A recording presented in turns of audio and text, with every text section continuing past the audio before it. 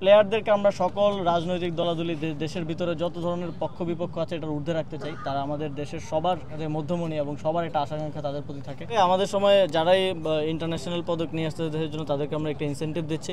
এবার তো আমরা এফসিতে কোয়ালিফাই করতে পারলাম না, ইনশাল্লাহ আগামী 10 বছরের মধ্যে শুধু এফসি না আমরা ওয়ার্ল্ড কাপও কোয়ালিফাই করতে পারবো। তালিকাটা পেলে আমরা তাদের নামে চেক ইস্যু করে দেবো খুব দ্রুত হয়ে যাচ্ছে। আমাদের সময় যারাই ইন্টারন্যাশনাল পদক নিয়ে আসতে দেশের জন্য তাদেরকে আমরা একটা ইনসেন্টিভ দিচ্ছি, তাদেরকে একটু স্পিরিট দেওয়ার জন্য, সামনে আরও হার্ডওয়ার্ক করার জন্য। তো এটা অবশ্যই থাকবে। স্পোর্টসে আমাদের জন্য এই বছরটা স্পেশাল এবং আমাদের সবচেয়ে বড় ইভেন্ট। আমি মনে করি যে একটা ভালো খেলা দিয়ে ইন্ডিয়ার বিপক্ষে আমরা 22 বছর পরে জিতলাম, আর সেটা দিয়ে এই বছরটা শেষের দিকে যাচ্ছে। এবং আজকে থেকে 1 বছর পেছনে যদি দেখেন আপনি, আমরা ফুটবলে কোথায় ছিলাম আজকে কোথায় আছি, খুব দ্রুত সময়ের মধ্যে। যদিও স্পোর্টসে আমি বারবারই বলি যে খুব তাড়াতাড়ি আসলে স্পোর্টসের পরিবর্তন সম্ভব না। আমরা পলিসি নিয়ে কাজ করতে পারি, লং টার্মে এটা রেজাল্টটা হয়তো আসবে, কিন্তু ফুটবলে হামজা সৌমিত্রা বাংলাদেশের হয়ে খেলতে আসার কারণে এবং ওভারঅল দর্শকদের, বাংলাদেশের ফ্যানদের একটা উন্মাদনা এবং তাদের প্লেয়ারদের জন্য এটা স্পিরিট হিসেবে কাজ করেছে। এবং আমরা র্যাঙ্কিংয়েও আগাচ্ছি। এটা আমাদের পেছনের দিকে ছিলাম, আমরা হয়তো 9-10 বছর পরে 3 ধাপ এগোলাম। এবং আমি আশা করছি যে আমাদের এই ধারাবাহিকতা অব্যাহত থাকবে এবং সামনের দিনে এবার তো আমরা এফসিতে কোয়ালিফাই করতে পারলাম না, ইনশাল্লাহ আগামী 10 বছরের মধ্যে শুধু এফসি না আমরা ওয়ার্ল্ড কাপও কোয়ালিফাই করতে পারবো।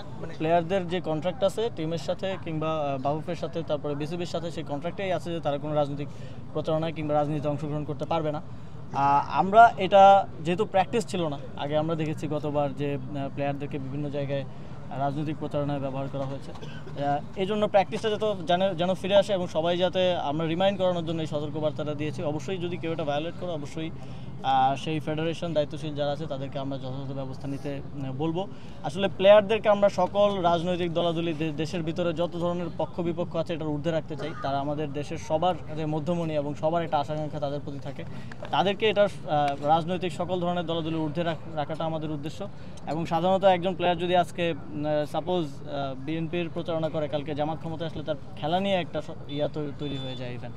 তো এই ধরনের বিষয়গুলো থেকে আমরা আমাদের ন্যাশনাল হিরোদের ঊর্ধ্বে রাখতে চাই। বাফুফে এবং বিসিবি উভয়কেই আমরা নারী প্লেয়ারদের স্যালারি বৃদ্ধির জন্য নির্দেশনা দিয়েছিলাম এবং বিসিবি অলরেডি নারী প্লেয়ারদের ভাতা এবং ট্যুর ফি সমান করে দিয়েছে পুরুষ প্লেয়ারদের সাথে এবং 35% ইনক্রিমেন্ট দিয়েছে। এবং বাফুফেকে আমরা বলেছি যে নারী প্লেয়ারদের নারী ফুটবলারদের স্যালারিটা অনেক বেশি কম, আমরা 100% ইনক্রিমেন্ট দেওয়ার জন্য বলেছি। সেলিব্রেটেড হচ্ছে বাংলাদেশের ফ্যানদের জন্য এবং বাংলাদেশের ফ্যানরা, তো আমরা দেখি যে হামজা বাংলাদেশে আসার পরে লেস্টার সিটির ফলোয়ার বেড়ে গেছে বাংলাদেশের ফ্যানদের জন্য। তো আমার মনে হয় ফিফা প্রেসিডেন্টের কানেও বাংলাদেশের ফ্যানদের এই উন্মাদনাই এবং বাংলাদেশের টিমের অবশ্যই পারফরমেন্স এটা পৌঁছে দিয়েছে যে বাংলাদেশ এখন ফুটবলে গ্লোবালি ভালো করবে এবং ওয়ার্ল্ড কাপ খেলার মতো পর্যায়ে যেতে পারবে। দ্যাটস ওয়াই হি সেড যে we are waiting for Bangladesh. ইনশাল্লাহ আমিও বলতে চাই যে we are focusing to be in the world cup.